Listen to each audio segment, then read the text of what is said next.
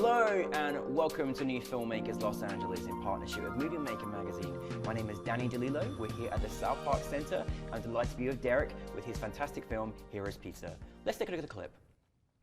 Where have you been living then? You know, just, around. What does that mean? Chance?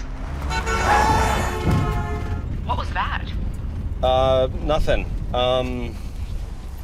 I think I need a break. Okay, I'll call back in a few then. Stay safe, Chance. Bye.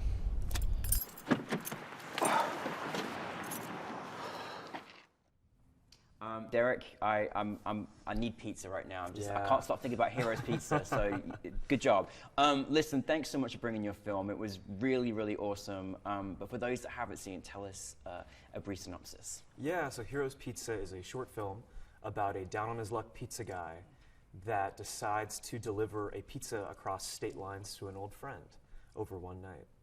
And this is the personal thing, I always think about pizza people and their lives and things they have to go through, because it's not an easy job at all. Yeah. And I just love that you took an in focus on this particular guy who was very likable. We completely fell for his character and what he was going through. But tell us a little bit about how you decided to take this kind of story and turn it into a film. Yeah, it was a handful of things. Well, one, my brother worked for DoorDash delivering food and pizza, and he would just tell me all these awful stories. But then he'd also, tell me the occasional, like, oh yeah, like this person was really nice to me, or like this person let me keep their food because it was late and they didn't, ask for a refund or anything. And then, I was kind of in a place of like, really hoping to reconnect with some folks. And, like in films, like there's always that grand gesture. And I was like, maybe there's something there with like a grand gesture, like a long drive. I've been obsessed with the idea of a long drive, and when you combine the two together, it's like, yeah, it's quite ridiculous to drive a pizza from Arizona to California in 4 or 5 hours, but there's something there that I think like we all hope someone would do. Yeah. And that was a big part of like how these elements came together. Yeah, it was a really great story, and like you say, you only wish someone would be that kind and do that for you. But again, this was obviously a two-parter in characters, and I love the story. I love their conversations that they had.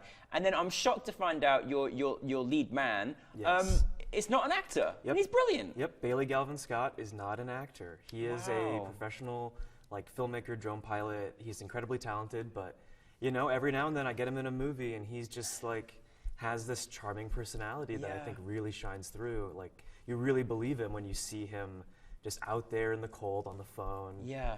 Like when you see him not get tipped in the opening, it's upsetting. You're immediately bummed for him. Yeah. So.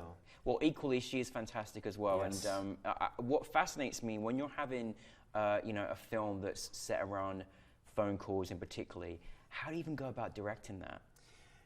Delicately, because in our case, all the phone calls were recorded after all the driving scenes were done.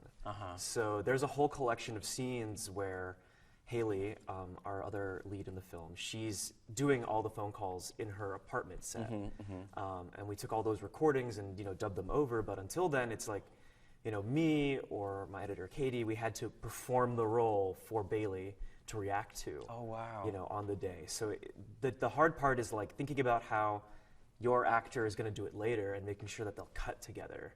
We actually had to like redub some things after the fact because the performances weren't quite aligning. So that was like a challenge to deal with because they're separate.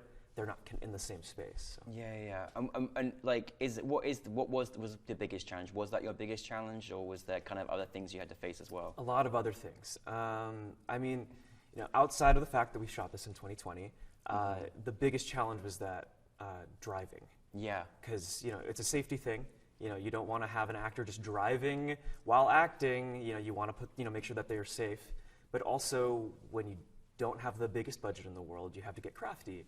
And so we had to basically do some movie magic. We had a projector on top of the car, people shaking it in a garage, and like lights being panned back and forth. Some old school techniques to get all the interior driving shots. And then for the exterior driving shots, we just went up to like Lancaster and for one night and just filmed like Bailey driving up and down the road a few times. And we were like, fingers crossed, this cuts together well. Oh, wow. But, oh, my goodness. Yeah, but our DP, Evan, he was really good about making sure the lighting matched from the interior location we had and the exterior. Yeah. And, you know, our editor was like, I don't have to do any work. I don't have to color it to match. It just works. That's a great team. Yeah, you know, yeah, exactly. We all went to film school together. Oh, that's good. And like we were all looking to make a movie that kind of would push us. And I think like this was that opportunity. You know, a few years out of film school, we were all kind of hungry for something, and it was an opportunity for all of us to learn something. Yeah, and I think you gave some really good tips for our audience about, you know, using the camera whilst driving with your actors, because it's an important safety thing you need to get right as well.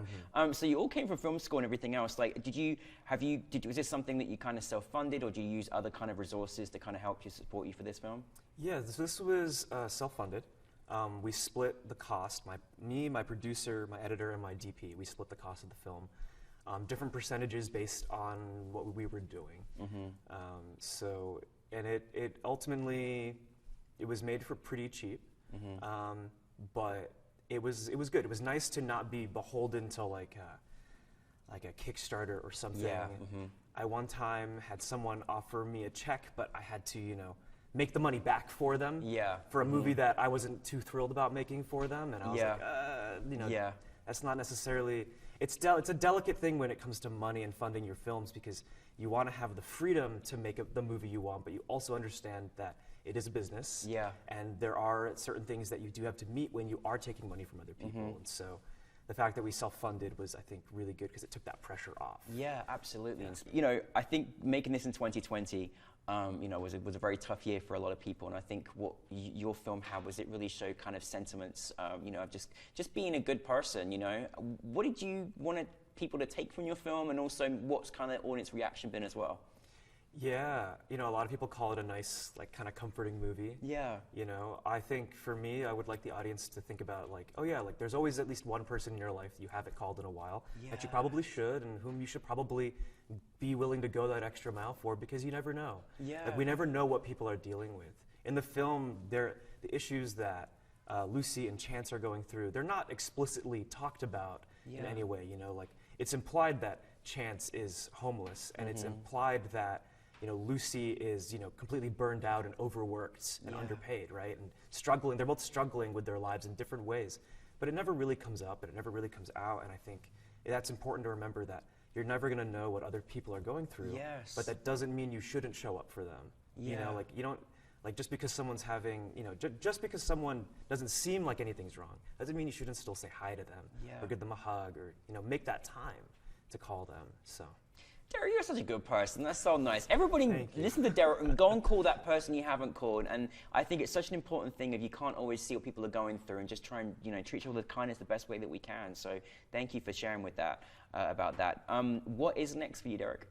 Yeah, so a handful of things. I've been writing, like a lot of folks, working on a feature script about a Filipino-American Thanksgiving party. It's a comedy. It's got all sorts of goofs and just shenanigans that happen over one night. And then I'm currently taking around a short film to various festivals. It's another food film about reconnection. It's about a son reconnecting with his mom through making a Filipino dish called sinigang. It's hopefully going to be playing around here, so that's happening. And hopefully going to start working on a web series. Oh, fantastic. A mockumentary-style web series just about people figuring it out. Specifically, once again, there's a theme here. 3 Filipino-American guys, all named Boy. So it's boy, boy, and boy. And it's like Ed, and Eddie meets New Girl. So amazing. Hopefully that'll happen in the next few months. So fantastic. Yeah. Sorry. Gotta love sirens. I know, right? I know. Yeah. What's going on? Is there food in this one? I like your food theme. Probably. Yeah. Probably, but most likely, unlike the other films where it's like, oh yeah, food's nice, food's company, we're probably going to be arguing about it. They're probably going to be throwing it at each other. It's going to be probably different. So. And just to finalize on, if there's kind of any piece of advice that you can share from your experience of making this film, or just in your filmmaking world, what would you like to share with our audience?